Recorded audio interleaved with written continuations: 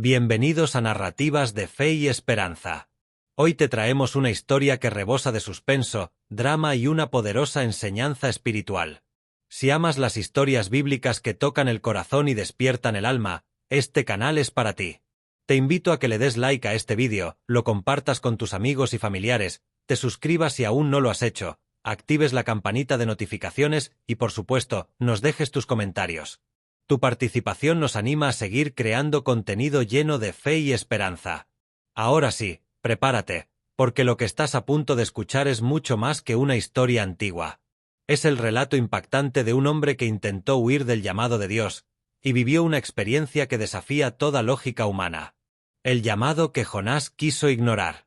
En una pequeña región del antiguo Israel, vivía un profeta llamado Jonás, hijo de Amitai. Era conocido por su fidelidad a Dios, pero también por su fuerte carácter. Un día, el Señor lo llamó con una misión inesperada y profundamente incómoda. Levántate y ve a Nínive, aquella gran ciudad, y pregona contra ella, porque su maldad ha subido hasta mí. Las palabras del Señor retumbaron en su espíritu como un trueno. Nínive, la ciudad enemiga, tierra de los asirios, despiadados conquistadores, conocidos por su brutalidad y arrogancia. Jonás no podía creer lo que Dios le pedía. ¿Cómo predicarles a ellos? Eran los enemigos del pueblo de Dios. ¿Y si se arrepentían y Dios los perdonaba? ¿Qué dirían los suyos? ¿Cómo vivir con eso? En lugar de obedecer, Jonás decidió hacer lo impensable, huir. Con el corazón agitado y la mente turbada, descendió al puerto de Jope. Allí encontró un barco que zarpaba rumbo a Tarsis, lo más lejos posible de Nínive, según creía él, del rostro de Dios. Pagó su pasaje, subió a bordo y se adentró en las entrañas del navío, buscando olvido y distancia. El mar parecía calmo, el cielo despejado. Pero lo que Jonás ignoraba era que no hay barco ni horizonte que pueda esconder a un hombre del propósito divino. Mientras la embarcación surcaba las aguas del Mediterráneo, una fuerza invisible comenzaba a agitar las profundidades. El viento cambió. El mar empezó a rugir con una furia creciente. Las olas se alzaron como colinas vivientes. Una tormenta violenta azotó el barco como si los cielos mismos protestaran. Los marineros, curtidos en 1000 viajes, se aterrorizaron. Comenzaron a lanzar la carga al mar para aligerar la nave. Cada uno clamaba a su Dios, pero nada calmaba la furia del mar. Era como si la tormenta tuviera un objetivo, como si buscara a alguien. Y mientras todo esto sucedía en la cubierta, Jonás dormía profundamente en la bodega.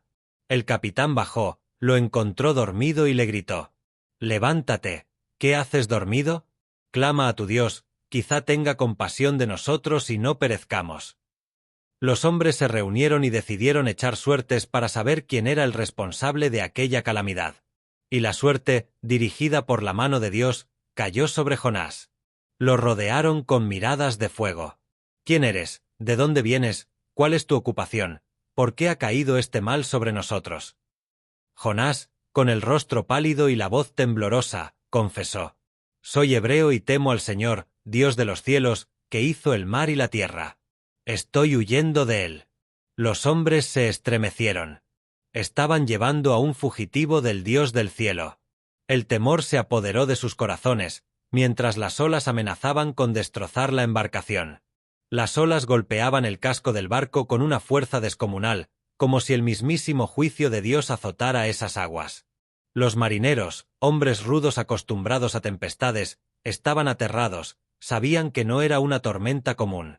Esto era divino, sobrenatural. Y frente a ellos, Jonás, el profeta fugitivo, no tenía ya dónde esconderse. Su secreto había sido revelado. Las miradas se clavaron en él como puñales. «¿Qué haremos contigo para que el mar se calme?», preguntaron, con urgencia. Jonás no titubeó. Sabía que él era la causa. Su alma estaba invadida por un peso que no era solo culpa, era destino. «Tomadme y echadme al mar», respondió con voz firme. «Entonces el mar se os calmará.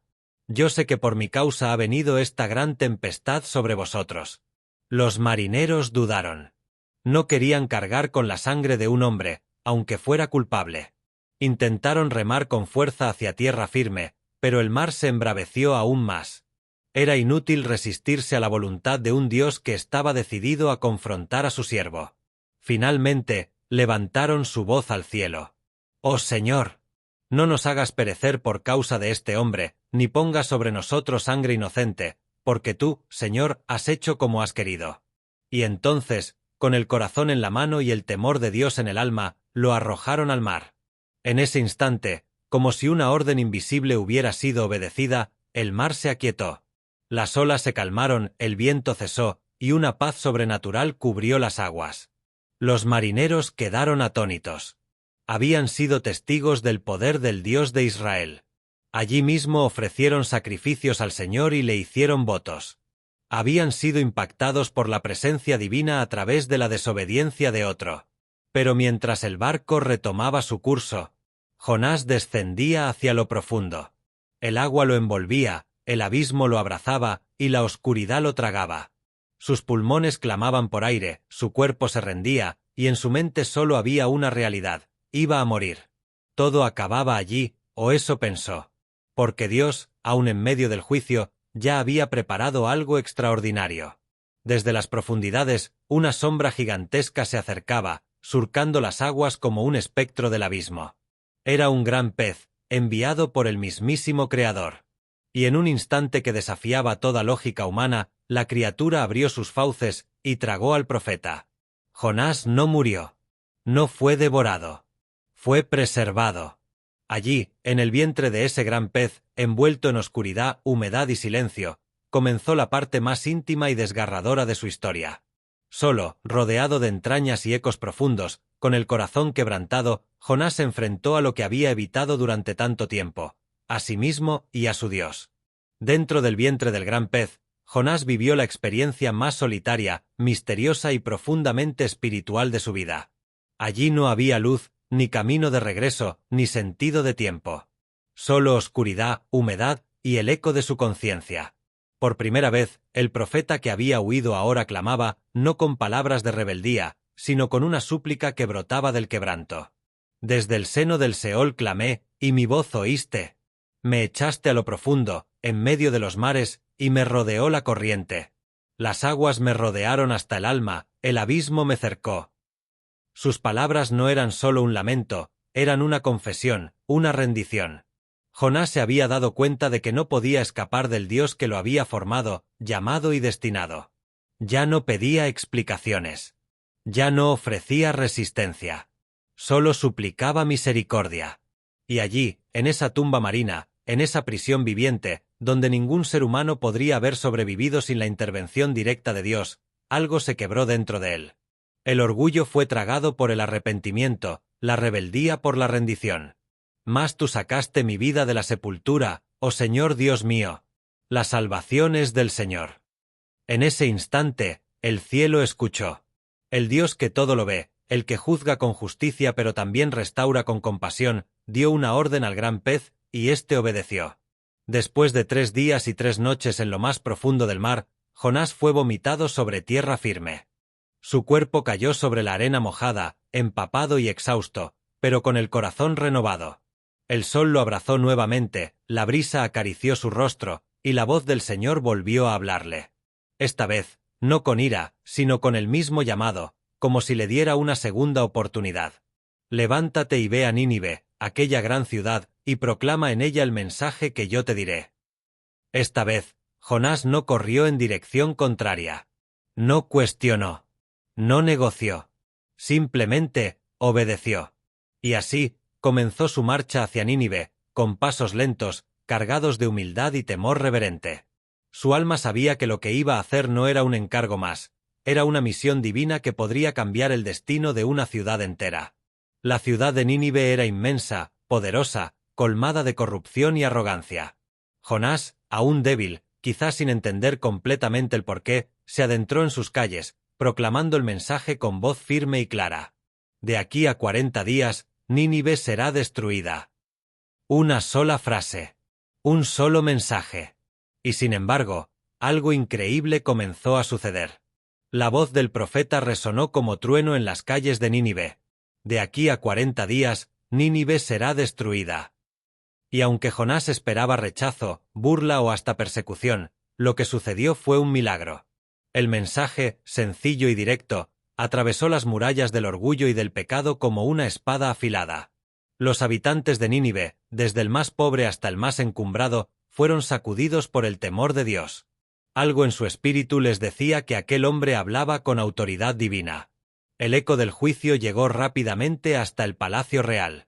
El rey de Nínive, al oírlo, se levantó de su trono, se despojó de sus vestiduras reales, se cubrió de cilicio y se sentó sobre ceniza.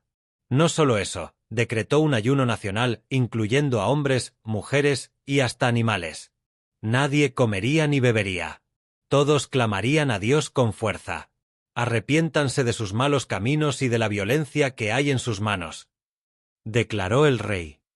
¿Quién sabe si Dios se volverá y se arrepentirá, y se apartará del ardor de su ira, y no pereceremos? La ciudad entera se cubrió de humildad. Gritos de arrepentimiento se alzaban en cada calle. La arrogancia cedió ante el quebrantamiento. Y entonces, el cielo se conmovió. Dios, que escudriña los corazones, vio su arrepentimiento genuino. Y decidió no ejecutar el juicio que había anunciado. Tuvo misericordia, y perdonó. La ciudad fue salvada. El desastre fue evitado. La justicia fue suspendida por la gracia. Pero mientras la ciudad celebraba la misericordia divina, Jonás se apartó, amargado. Se retiró a las afueras de Nínive y construyó una enramada, esperando en lo profundo que el juicio todavía llegara. Estaba molesto. No por la maldad de los ninivitas, sino por la compasión de Dios. Con palabras que dejaban al descubierto su corazón, Jonás dijo: ¿No era esto lo que yo decía cuando aún estaba en mi tierra? Por eso me anticipé a huir a Tarsis. Porque sabía que tú eres un Dios clemente, piadoso, tardo para la ira y grande en misericordia. Sí, Jonás conocía el carácter de Dios, pero no estaba listo para aceptar que esa misericordia alcanzara incluso a sus enemigos. Dios, en su infinita paciencia, decidió darle una lección viviente. Hizo crecer una planta que cubrió con sombra la cabeza de Jonás, quien se alegró grandemente. Pero al día siguiente, envió un gusano que hirió la planta, y luego un viento abrasador que golpeó el rostro del profeta. Jonás, abrumado por el calor y por su frustración, deseó morir. Entonces Dios le habló con ternura y sabiduría. Tanto te duele la muerte de una planta que no cultivaste ni hiciste crecer. ¿Y no he de tener yo compasión de Nínive, aquella gran ciudad, donde hay más de 120.000 personas que no saben discernir entre su mano derecha y su izquierda, y también muchos animales? El silencio fue la única respuesta. Jonás no respondió. Porque, en el fondo, sabía que el corazón de Dios era más grande que su entendimiento, y que su misericordia no conocía fronteras. El relato de Jonás no concluye con un final feliz tradicional, sino con una pausa reflexiva. Una lección abierta. Un espejo donde cada uno de nosotros puede ver reflejado su propio corazón. Porque la historia de Jonás no trata solo de un profeta que huye, trata de un Dios que persigue con amor. Un Dios que no abandona ni al rebelde ni al impío. Un Dios que disciplina, pero también restaura. Que corrige, pero también levanta. Que da nuevas oportunidades, tanto al mensajero como a los destinatarios del mensaje. Jonás nos enseña que no podemos huir del llamado de Dios. Podemos cambiar de dirección, escondernos, justificar nuestras razones, pero su voluntad nos alcanzará. Y si es necesario, usará tormentas, peces, plantas o gusanos para hablarnos, quebrarnos y transformarnos. También nos enseña algo aún más profundo, que la gracia de Dios no es exclusiva para nosotros. Que su misericordia se extiende incluso a quienes consideramos indignos. Él ama al pecador y desea su arrepentimiento, aun cuando nosotros preferiríamos ver juicio. La historia de Jonás nos confronta. ¿Qué hacemos cuando Dios perdona a los que nosotros hemos condenado en nuestro corazón? ¿Celebramos su gracia o nos ofendemos por ella? Tal vez, como Jonás, necesitamos pasar por nuestro propio vientre de pez, un lugar de oscuridad donde aprendamos a rendirnos y a entender que Dios es soberano y bueno. Gracias por haber acompañado esta poderosa historia en Narrativas de Fe y Esperanza. Si esta narración habló a tu corazón, déjale un me gusta al vídeo, comenta abajo qué parte te impactó más, y no olvides suscribirte al canal para que no te pierdas ninguna de nuestras próximas historias llenas de mensaje y propósito. Activa la campanita de notificaciones para recibir alertas cada vez que subamos un nuevo contenido, y comparte este vídeo con tus amigos, familiares o con quien necesite escuchar esta palabra. Recuerda, Dios sigue hablando, sigue llamando, y sigue extendiendo su misericordia. Nos vemos en la próxima historia, aquí en tu canal Narrativas de Fe y Esperanza. Hasta pronto, y que Dios te bendiga grandemente.